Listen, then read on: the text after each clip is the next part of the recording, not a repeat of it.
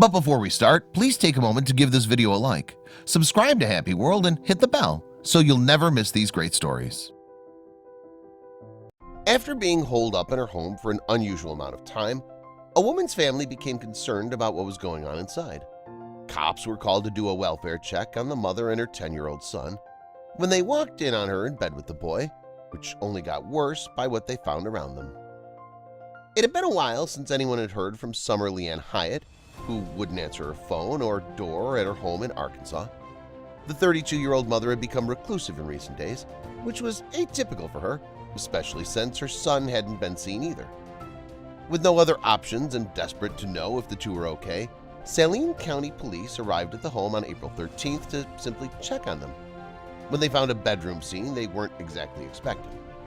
Then her brother shared a disgusting admission that his sister had told him, which answered one looming question. Hyatt and her little boy were both found alive, but they were in a bed together. According to Arkansas Online, the mother was acting lethargic, looked pale, and was having difficulty communicating with officers. Her son seemed to have the same troubles and appearances as she did, but it wasn't immediately clear as to what the cause was until they looked on the nightstand beside the bed.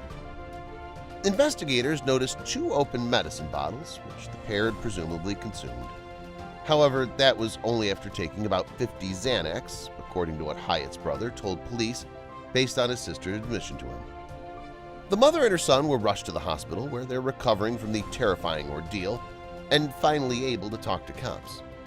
Hyatt admitted that she had tried to kill herself and her child by overdosing on medication, which she had warned the boy's father, who is his legal guardian, of doing twice within the last year. Thankfully, her effort to follow through failed, and authorities intervened right in time. Upon her release from the hospital on Monday, Hyatt was arrested and booked in the Saline County Jail for attempted capital murder, introduction into the body of another, and endangering the welfare of a minor.